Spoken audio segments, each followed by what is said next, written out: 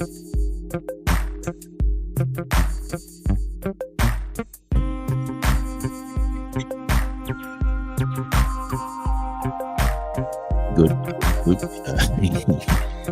Habari za mchana kwa katika studio yetu za hapa Colombia, South Carolina, na tumetayarisha tu special edition ambayo itazungumzia hotuba Mwalimu Julius Nyerere alizungumza kwa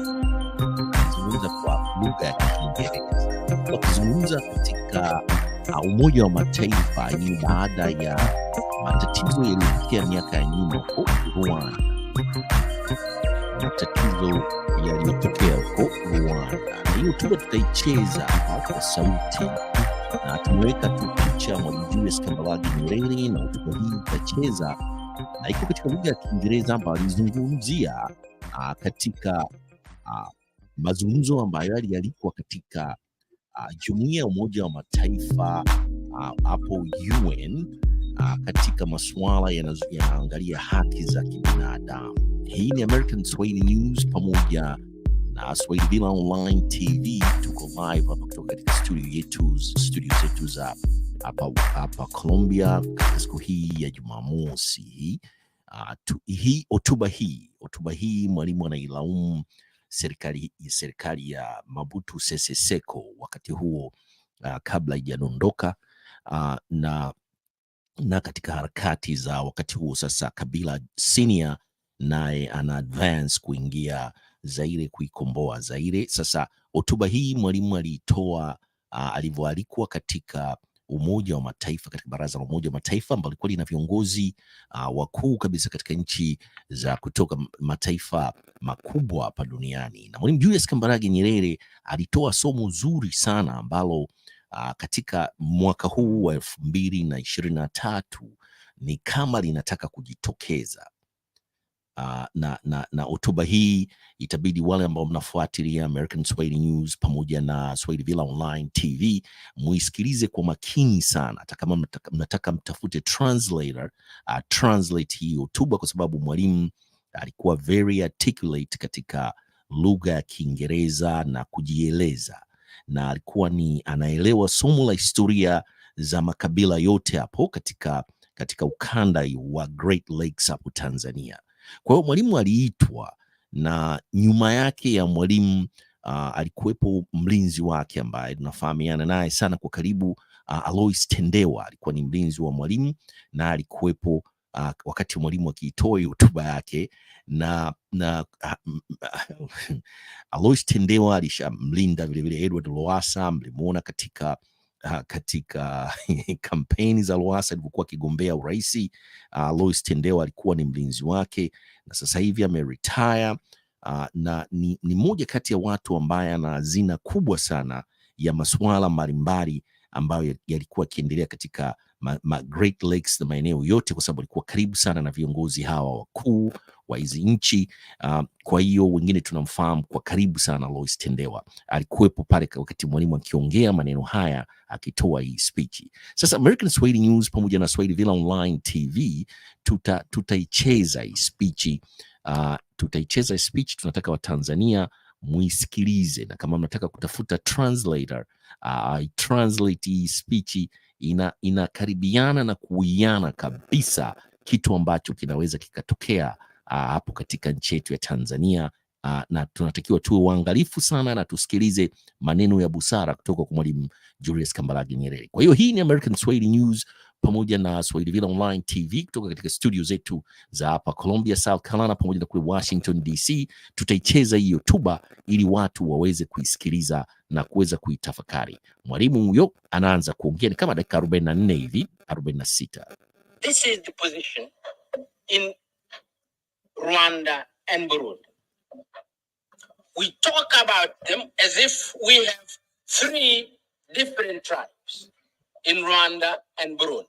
Or now, actually, some of those who outside Africa, we don't even think of 2 tribes. We think 3, we think of 2. So we think there is a Tutsi tribe there and a Hutu tribe. There aren't. In Burundi, you simply have one tribe, the Barundi.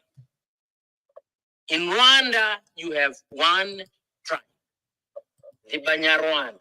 Actually, they will tell you now, or in the past at least, they will tell you that they're not even tribes, they're nations, they're a nation.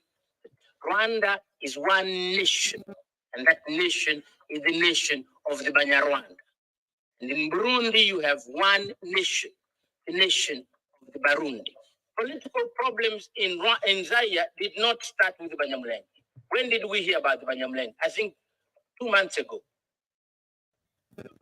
3 months ago. Then I heard that the spokesman of the Banyamulenge is somebody called Kabila. But Kabila has been fighting the government of Zaire for the last 30 years.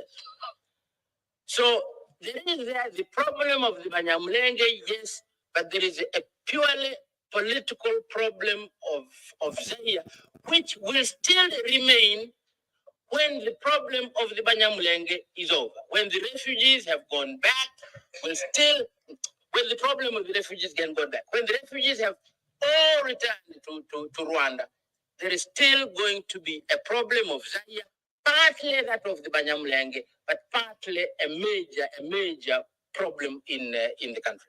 Gentlemen, thank you very much for this welcome. Mr. Chairman, thank you very much for your words and for asking me to make a short introduction to the discussion before us.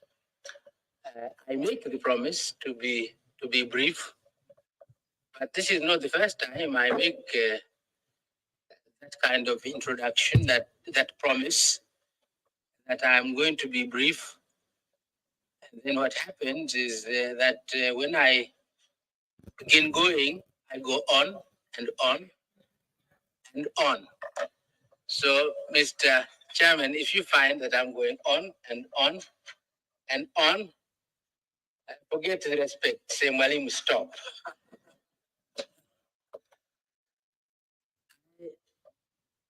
To some of you, I have spoken, or you have heard me speak on the problems of the Great Lakes. So if what I'm going to say is going to be a repetition, to sound a repetition to some, at least to some of you, nevertheless, I am going to go over some of those things because it's easier for me to explain to you a little background to the problems that we are now facing in the Great Lakes. First, Burundi. Let me take Burundi and Rwanda together. First, Rwanda and Burundi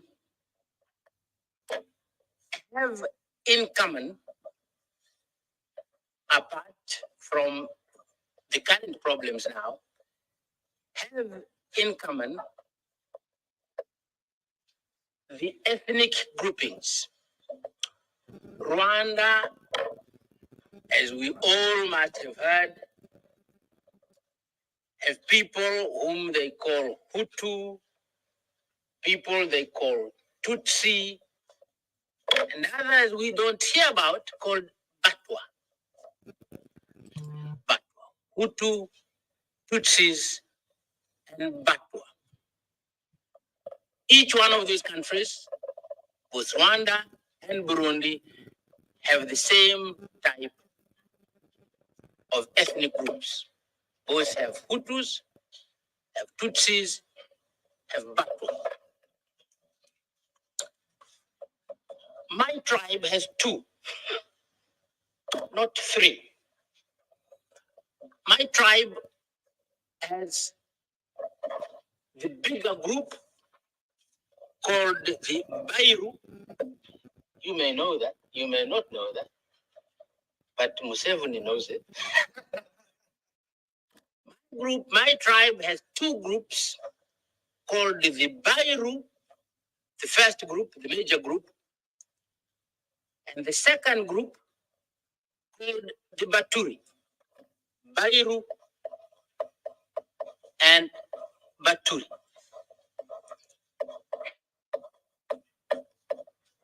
And I say my tribe, because these are groups in the same tribe, of the same tribe. In Rwanda and Burundi, you have three. The large group, the Hutu, who are the peasants. Traditionally, they were the peasants.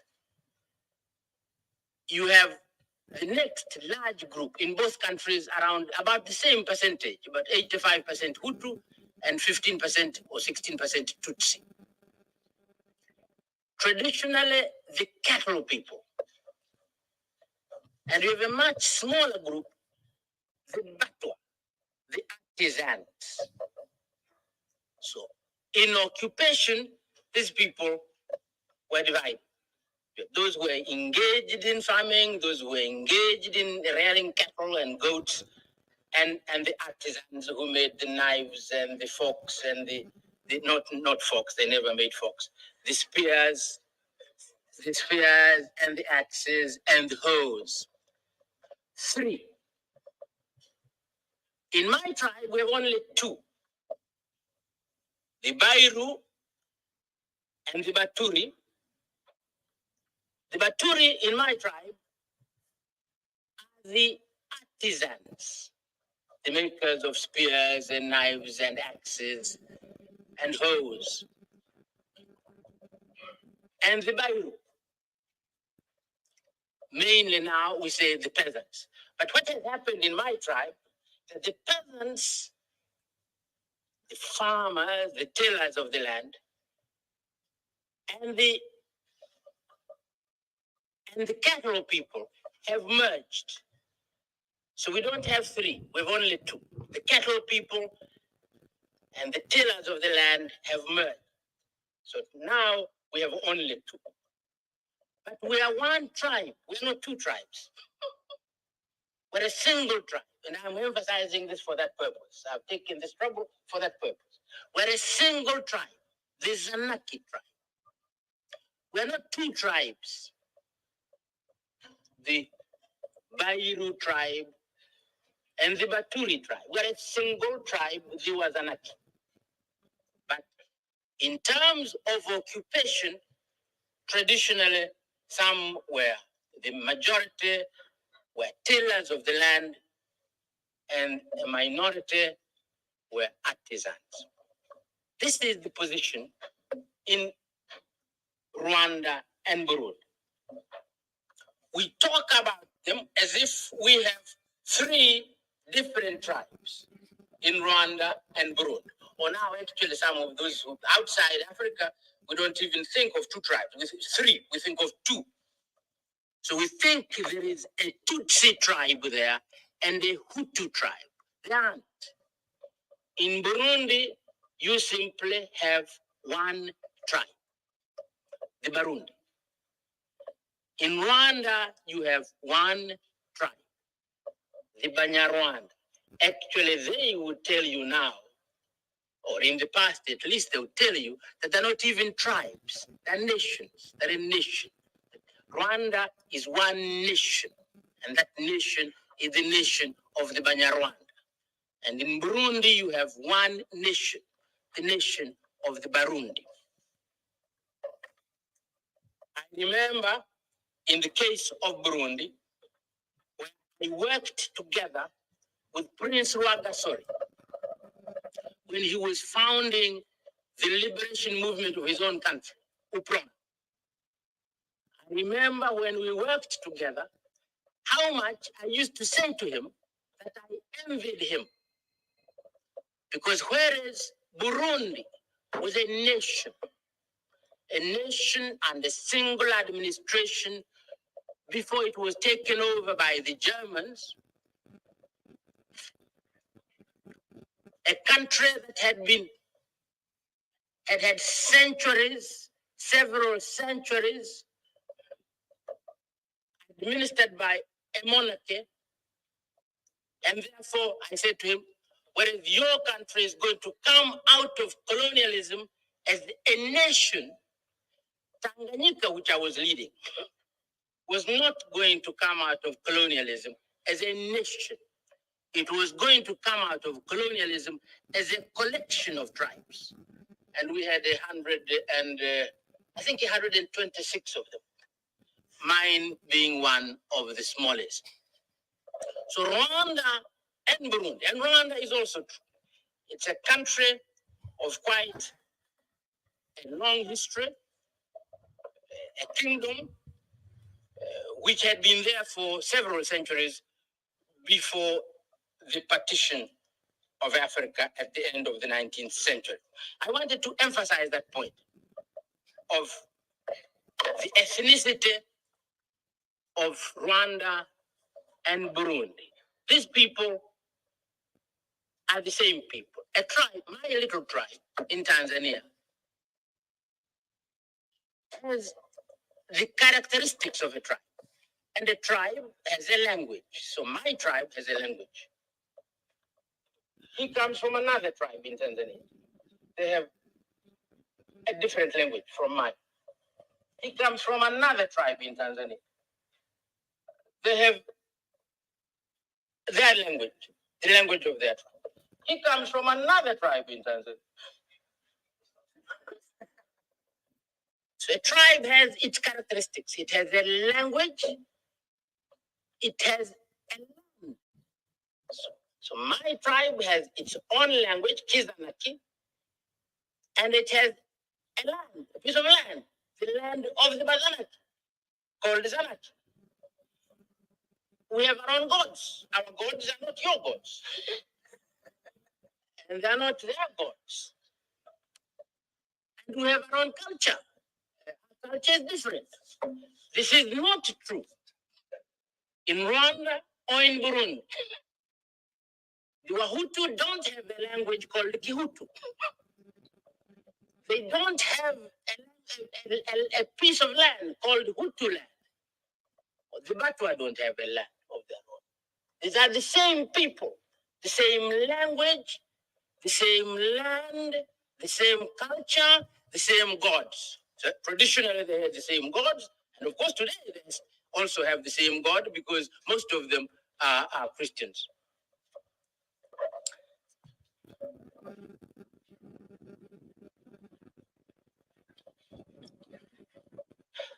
I want to go back a little bit to my tribe. We live peacefully together as a single tribe. Traditionally, two separate occupations.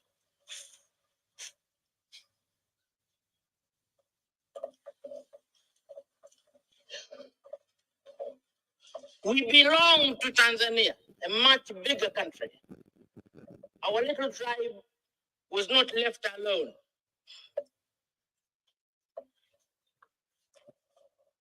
But our piece of land is small, fertile, but small. But we belong to a wide area, Tanzania.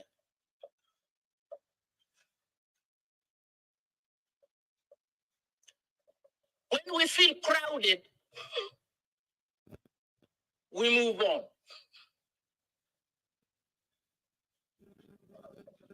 We move to other parts of Tanzania. We don't remain on that little piece of land called Zanaki. He comes from another piece of country in Tanzania called the Kilimanjaro. Some of you have heard the Kilimanjaro. Very fertile, packed with people. Dynamic. He comes from one of the most dynamic tribes of the country.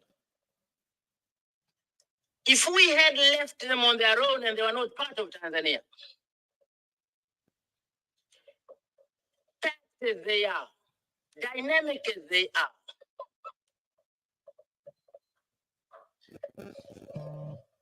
and they did not have a place to flow to when they're overpacked on that little fertile little land. I think we would have discovered that perhaps there are not one people called the Wachaga. We would discover that they have their own divisions there, and we would think those divisions are tribes, when in actual fact they're not tribes. The point I'm making is the problems the major problem of Rwanda and Burundi is not tribal. It's economic. It's land. These little countries are packed up with people, are very fertile, packed up with people. And they have no space. And if we are squeezed for space,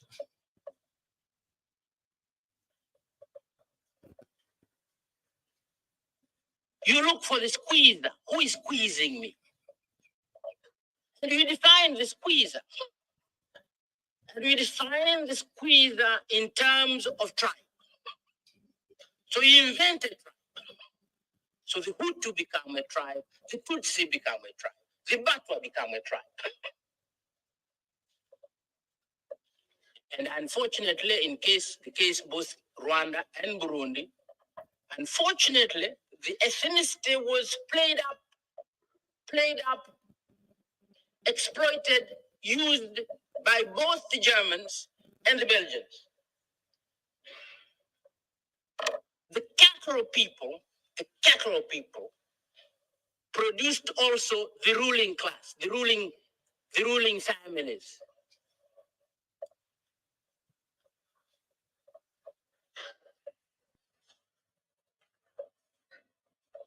And the Germans decided to use the ruling families, the ruling class, for the administration of both Rwanda and Burundi. And they began treating them more differently from the Tutsis. They gave them a better education, they gave them a better chance economically. The Belgians came, and they did the same. By the time they left, this traditional division between Tutsis and Hutus, which was not very big, had become very big. The Germans and the Belgians had decided that the Tutsis were superior to the Tutsi, to the Hutu. Those were the years of the superiority of races in the world. And so the Tutsis were regarded as superior to the Hutus. And this idea of superiority was built and built and built. And they were given a better education. They were the rulers. They were given better chance in economics and so in the economy of the country and so forth. By the time the Germans and the Belgians left, the divisions were very big. And power in a poor country like that, power also became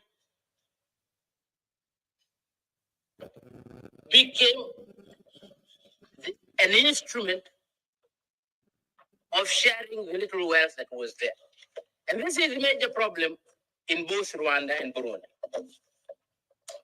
I think now I should stop. Not yet. With Rwanda and Burundi. No, I'll stop it. Now, Rwanda, at independence,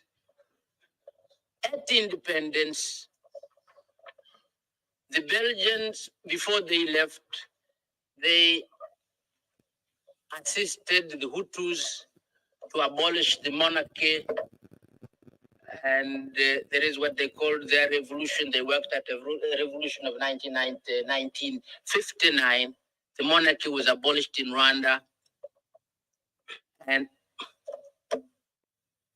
the Tutsis were suppressed, the traditional rulers of the country.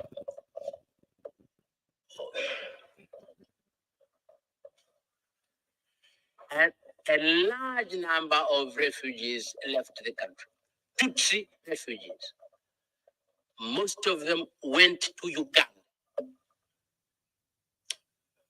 So in Rwanda, at independence, the majority, with the assistance of the Belgian colonial power, the majority took over power, suppressed the minority, and the minority, a large number of that minority Tutsi went into exile. Most of them went to Uganda. So in Rwanda, the majority was in power. The minority was the suppressed, the excluded, the word used there is the excluded one was the Tutsi minority, and the refugees from there, from Rwanda, were the Tutsis, and they were mostly in Uganda. We had some of them. In Burundi, it was the other way around. There, the monarchy was abolished, but it was abolished not by the Belgians. It was abolished by another clan of the Tutsis. And the Tutsis, the Tutsi minority, took over. The first military ruler who abolished the monarchy, somebody called Major Michombero. He, in turn, was later overthrown by his cousin, Bagaza, who is still around. And Bagaza, in turn, was overthrown by his cousin, Buyoya, who is still around, who is very much around.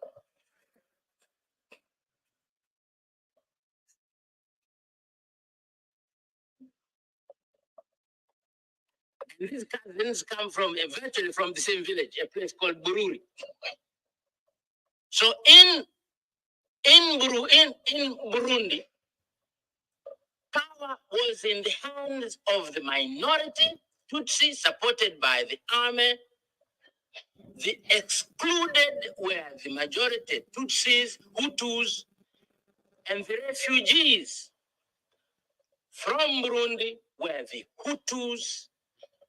They went mostly to Tanzania. So our refugees, most of our refugees, whereas most of Uganda's refugees were the Tutsis from Rwanda, most of our refugees were the Hutus from Burundi. When the United High Commission for Refugees gave me that medal for the good work we were doing in treating refugees, some of those refugees were my friends, the Batutsi, the Bahutu from Burundi. Of course, I had some from South Africa also, and Mozambique, and part of Southern Africa. And Burundi then was a little apartheid state. When I was working very hard in fighting against apartheid in South Africa, some of my Western friends used to embarrass me very much. They used to say, Mwalimu Nyerere, yes, we understand your fervor, your passion in fighting against apartheid in South Africa. What about the apartheid in Burundi? And I used to remain slightly embarrassed without getting very much of an answer. There was very little we could do because, well, what could I do? Under the OAU charter, what was happening in Burundi then on, and this was true until this year. What was happening in Burundi and Rwanda, according to the Charter of the Organization of African Unity, was an internal affair of Rwanda and Burundi. And we were forbidden by the Charter to interfere. Non-interference was a piece of religion. Non-interference in the internal affairs of another member of the Organization of Africa. That was the fact, but it was extremely embarrassing. Things are changing. Many of you know now that when my friend Buyoya, after the chaotic situation that resulted from the assassination of President Indada, Buyoya, I must say that, some of you may not know it. President Buyoya took over from from Bagaza in 1987 through a military coup. But then he introduced multi-party elections. And in 1993, elections were held, multi-party elections were held in Burundi. His party lost. And another party, the opposition party, won. And Buyoya did the decent thing. He stepped down. He accepted the results of the elections and stepped down.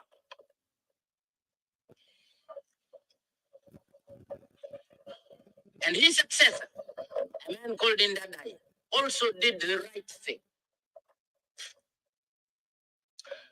The democracy we have learned from, especially from my friend the British, but also the French and the Americans, I think, but especially the British. I know that a little bit more because whatever we learned from them, not from the French or the Americans. In Britain,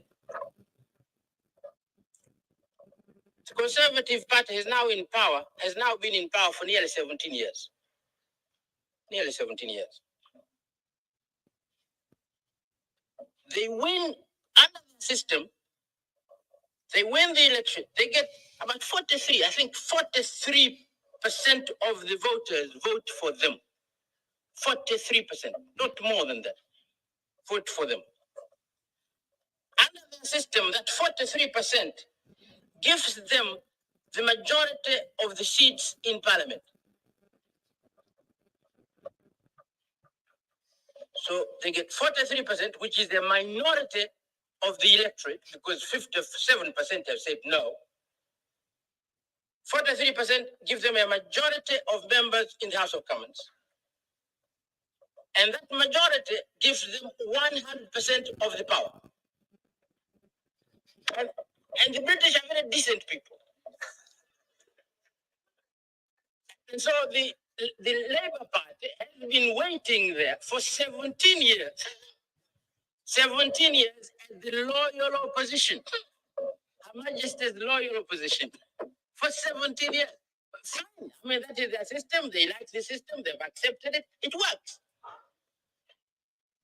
A minority of the voters, a majority of the members of parliament, 100% of the power. President Ndadaye did not do that. Which I thought was very decent of him. Buyoya accepted the defeat. Stepped down. Ndadaye took over. He had 160%, more than 60% of 80%, I think, of the members of parliament.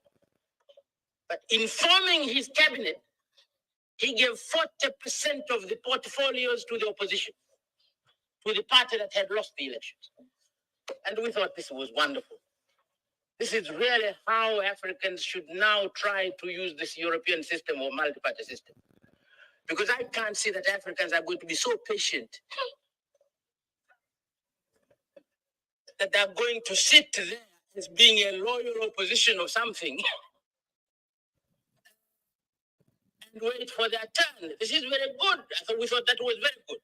We all, actually in East Africa, all of us were very, very pleased by Buyoya, very pleased by Ndadaye. Unfortunately, the army had better ideas. And within months, the army assassinated the president. Chaos began. Many of you know how that chaos went on, and there was a chaotic situation. And eventually, my friend Buyoya is back in power. I want to end up that part by telling you the change that has taken place in Africa. If this had taken place, actually, I believe 12 months ago, perhaps I would not be here talking to you the way I'm talking to you now. 1994, in Rwanda, that genocide took place. 1 million people were killed. It's not only the international community outside Africa Africa, which sat and did nothing. Africa itself sat and did nothing. We in Tanzania were there. We had helped the Rwandese to negotiate an agreement, a power-sharing agreement in a place called Arusha in my country. We knew what was going on. When the Hutu majority, with the extremists among the Hutus, rejected that agreement, because the Arusha Accords, and the killings began. The world outside Africa sat, did nothing. But the good thing they did was to put on the screens, the television screens, what was going on. But Africa also sat and did nothing.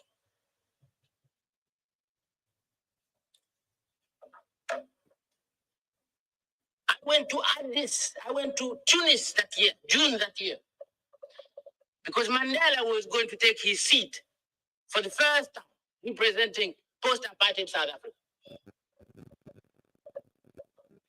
And I had begged the Secretary General, please, please, please invite me. I want to be there. And he had invited me. And I was there because I wanted to see Mandela take that seat. So I went. And it was a tremendous thing. We received Mandela. It was a great occasion for Africa to receive Mandela. But it was also a shameful moment for Africa. We received the killers from Burundi, from Rwanda. They came, they took part. We received them together with Mandela.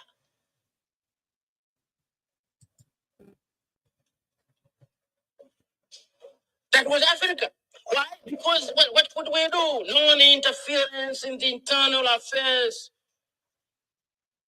of Rwanda. I think Africa is changing. So my friend Buyoya took over, went back. What the clerk might have done, the clerk going back and taking over power again.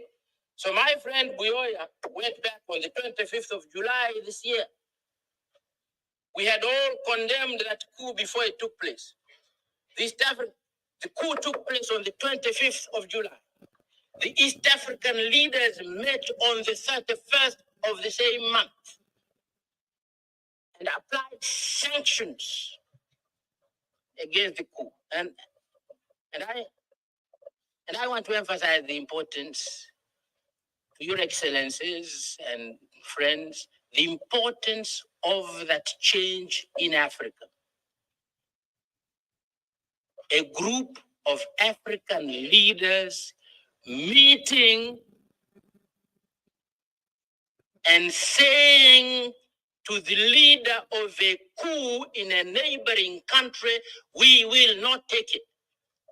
We can't have military rule on our borders. Now, usually news from Africa is always bad news. Do you think that is bad news?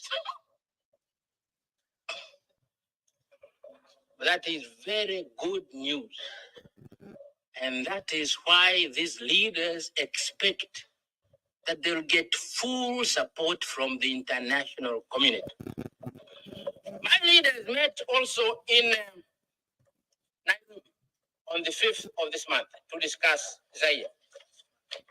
Of last month, to discuss Zaire.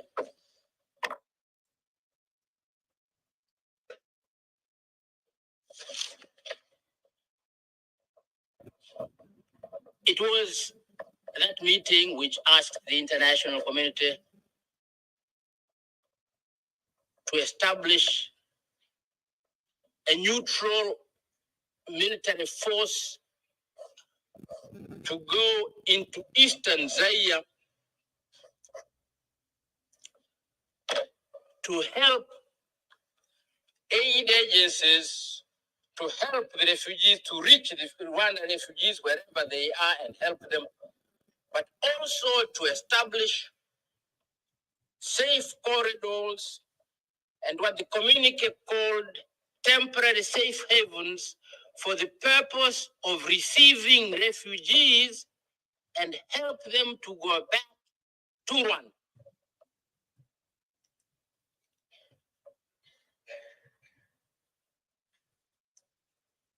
My leaders believed that the most important job for the international community, for the multinational force, would be to help the refugees of Rwanda to go back. Because as long as they are in Zaire, there is a potential security problem between the two countries. So it's better to end that problem by helping the refugees to go back. But we knew what was happening. With the genuine refugees, you had the Interahamwe, the militia that had participated in the genocide, and the former army of the Rwanda government. They did not want the refugees to go back. They wanted them in Zaire. They prevented them from going to Zaire. So my leaders said, fine, we do want the refugees to return voluntarily. We don't want the refugees to be forced to go back to Rwanda. Some may not want to go back to Rwanda. So they should not be forced to go back. But they must not be forced not to go back. And we cannot know whether they are making a free decision either to go or not to go until we separate them from the intimidators. So the multinational force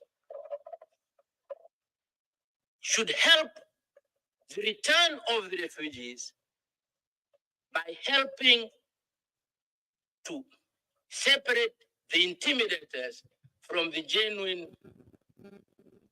refugees. We are still debating that, I think.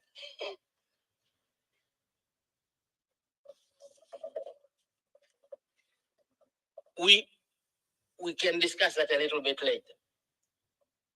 But I want to point out, Your Excellencies, also the one important element in the communique of my leaders of Nairobi of the 5th of November.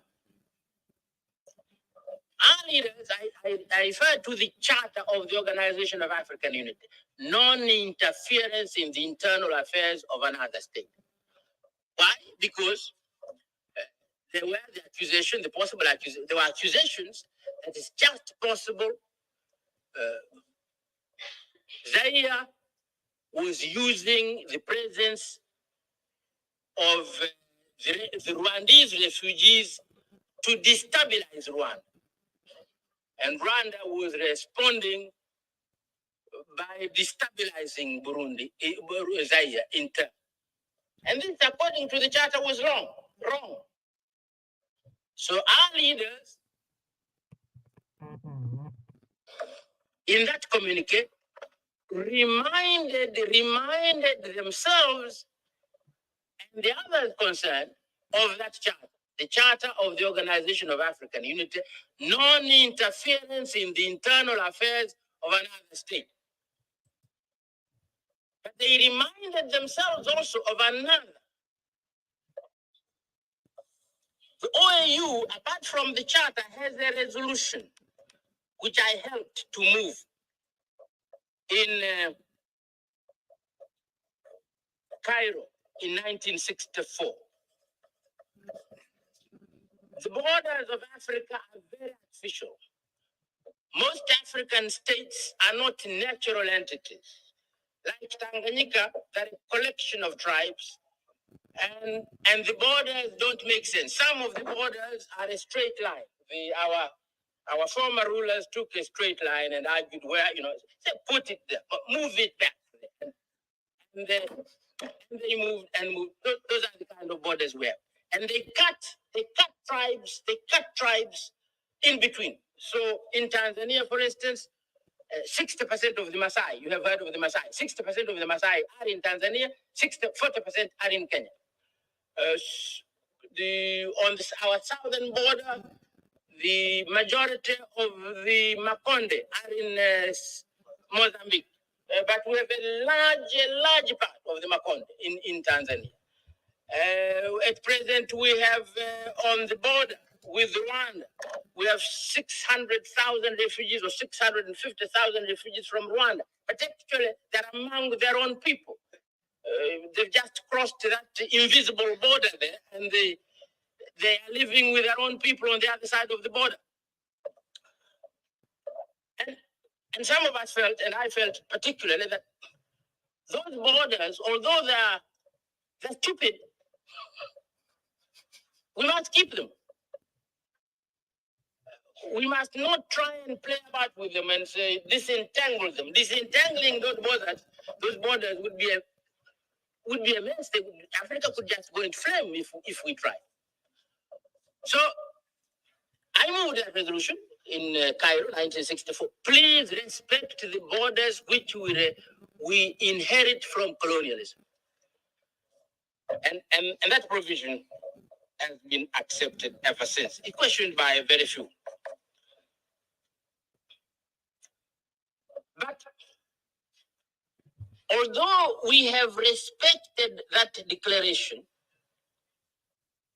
and we have also respected the charter, non-interference,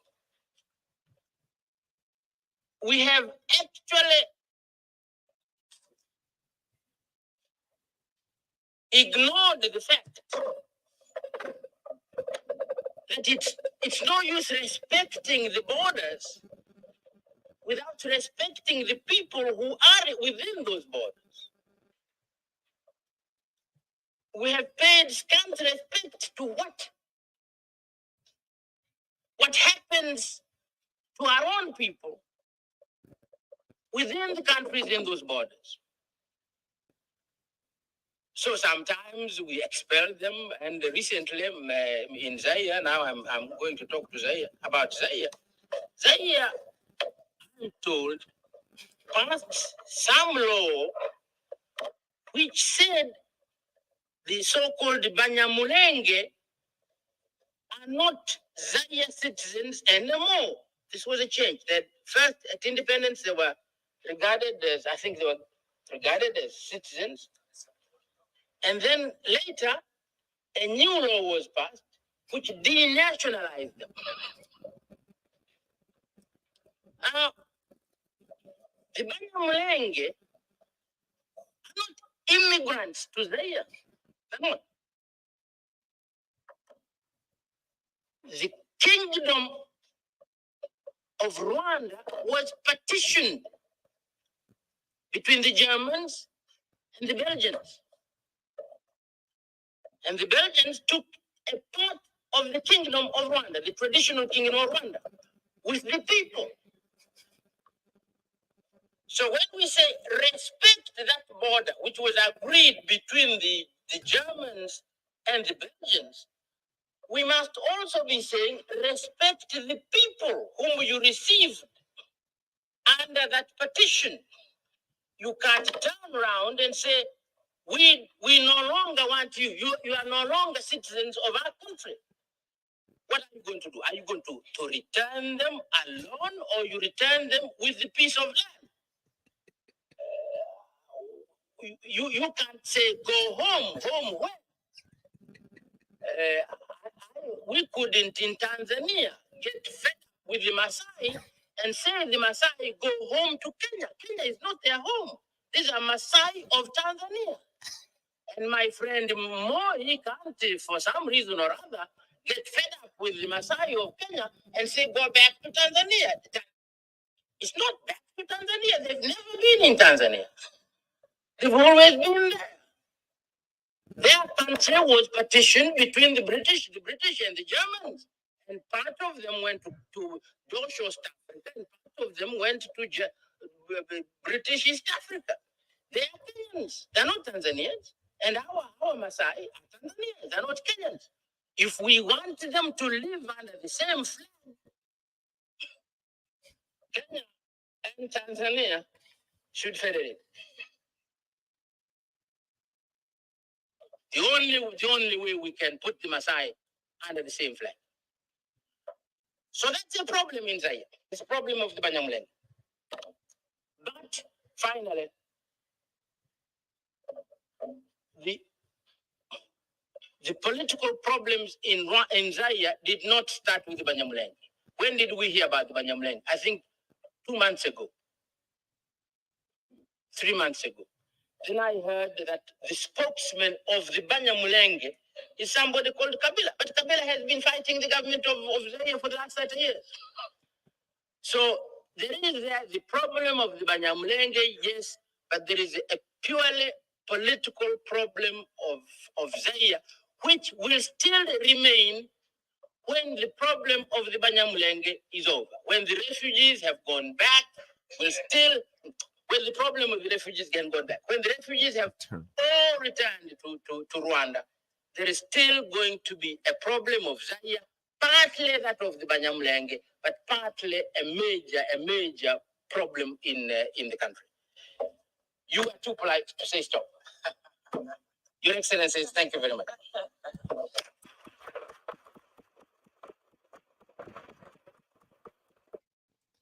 Wow.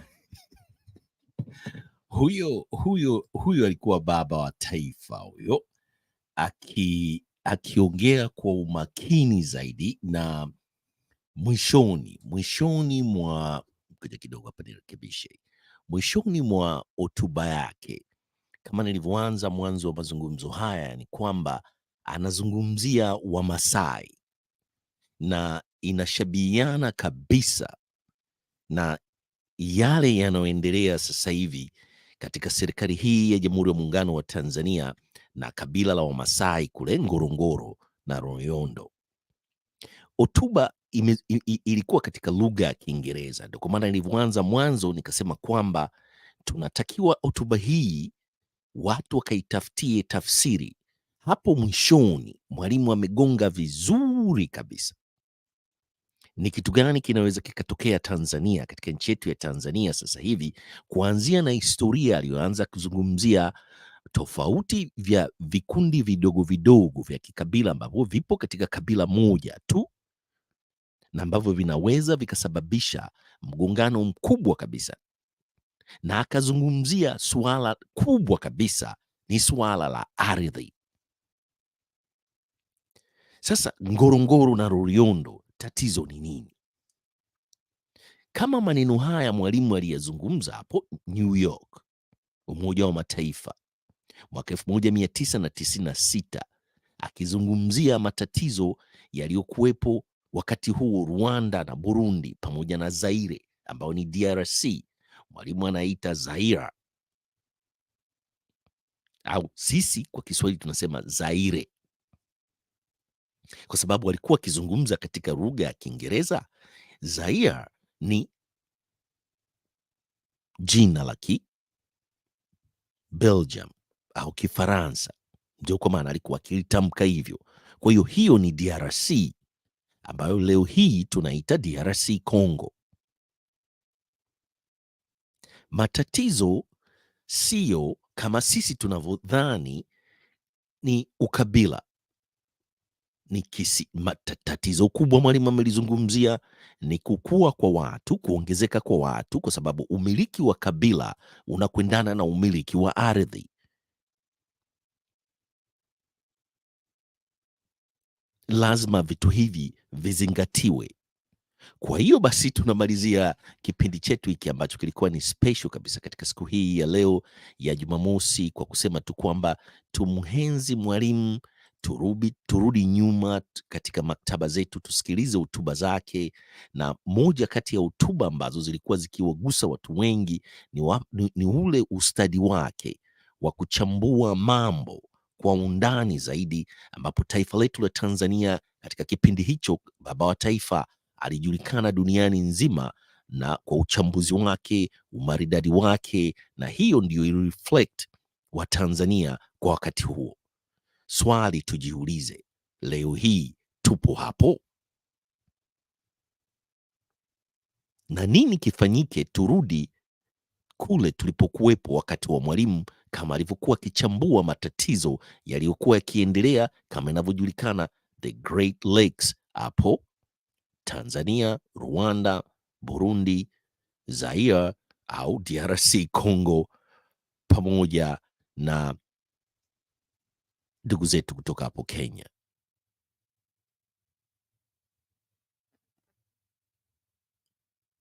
Tupo au tuna uongozi huo ambao unaweza kuangalia matatizo haya kwa undani zaidi.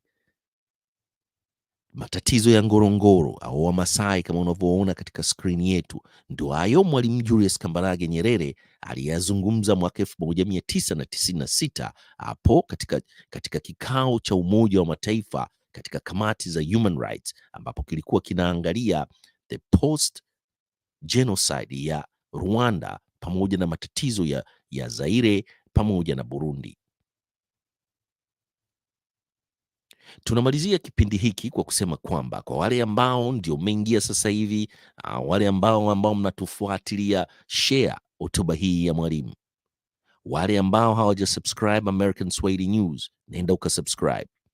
Vilevile usisahau kulike, weka comments kuhusiana na vipindi vyetu, na siku hii ya leo tutakuja na Good Morning Africa katika mida ya 11:45 PM Eastern Standard Time kutoka katika studio zetu za hapa Columbia, South Carolina. Tunamalizia kipindi chetu cha leo hiki maalum kabisa ambacho kilikuwa kinaangalia hotuba ya Mwalimu Nyerere, na tunajikumbushia ni kitu gani kinaendelea katika nchi yetu ya Tanzania leo na nini hasa tufanye ili tuweze kuepukana labda na matatizo ambayo yanaweza kutokea.